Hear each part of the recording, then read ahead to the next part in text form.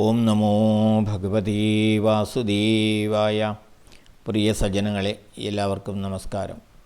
സത്സംഗവേദിയിൽ നമ്മൾ ശ്രീമദ് ഭഗവത്ഗീതയിലെ 18-ാം അധ്യായമായ മോക്ഷസന്യാസ യോഗത്തിലെ 8 ശ്ലോകങ്ങളാണ് പൂർത്തിയാക്കിയത്.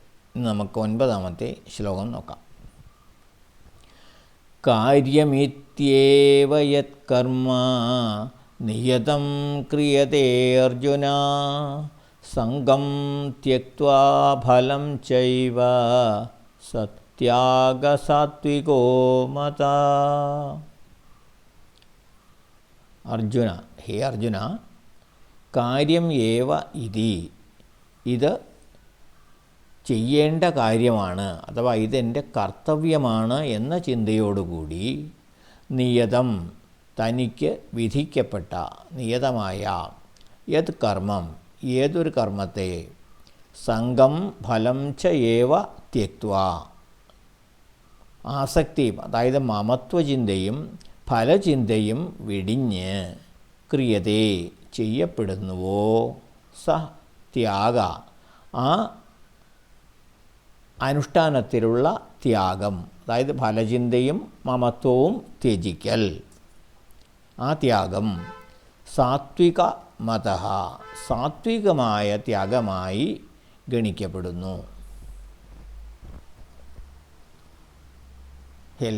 അല്ലയോ അർജുന, ഇത് എൻ്റെ കർത്തവ്യമാണ് എന്ന ചിന്തയോടുകൂടി, ഇത് ഞാൻ ചെയ്യേണ്ടതാണ് എന്ന ചിന്തയോടുകൂടി അവനവന് വിധിക്കപ്പെട്ട കർമ്മങ്ങൾ മമത്വചിന്തയും, അതായത് ഞാൻ ചെയ്യുന്നു എന്നുള്ള ആ ഒരു ചിന്തയും ഫലചിന്തയും വെടിഞ്ഞ്, അതിൽ നിന്നുള്ള ഫലപ്രതീക്ഷയും വെടിഞ്ഞ് ആര് ചെയ്യപ്പെടുന്നുവോ, അഥവാ അങ്ങനെ ഏത് കർമ്മത്തെ ചെയ്യപ്പെടുന്നുവോ ആ കർമ്മത്തിൻ്റെ ഫലത്യാഗം, അതായത് ഫലചിന്തയും മമത്വവും ത്യജിക്കൽ, ആ ത്യാഗം സാത്വികമായ ത്യാഗമായി ഗണിക്കപ്പെടുന്നു. തനിക്ക് വിധിക്കപ്പെട്ട കർമ്മങ്ങൾ, തന്നിൽ വന്നു ചേർന്ന നിയതമായ കർമ്മങ്ങൾ സ്വാർത്ഥലാഭചിന്തയോ താൻ ചെയ്യുന്നു എന്നുള്ള മമത്വചിന്തയോ അതിനോടുള്ള ഒരു ഒട്ടിച്ചേരലോ ഒന്നും കൂടാതെ ഇത് ചെയ്യേണ്ടത് തൻ്റെ കടമയാണ്, ഇതിൽ നിന്നും എനിക്ക് വിട്ടു നിൽക്കാനാവില്ല എന്ന ബോധത്തോടു കൂടി അനുഷ്ഠിക്കുമ്പോൾ അത് സാത്വികമാകുന്നു. അപ്പോൾ അത്തരത്തിൽ അനുഷ്ഠിക്കുമ്പോൾ ചെയ്യുന്ന ആ ത്യാഗം, അതായത് ഫലചിന്ത വെടിയലും മമത്വചിന്ത വെടിയലും ആകുന്ന ആ ത്യാഗം സാത്വികമായ ത്യാഗമായി കരുതപ്പെടുന്നു. ഇവിടെ സ്വധർമ്മം അനുഷ്ഠിക്കുകയും എന്നാൽ താൻ ചെയ്യുന്നു എന്ന ഭാവത്തെയും ഫലചിന്തയെയും ത്യജിക്കുകയും ചെയ്യുന്നു. അപ്പോൾ അത്തരത്തിലുള്ള ആ ത്യജിക്കലിനെ സാത്വികമായ ത്യാഗമായി കണക്കാക്കാം.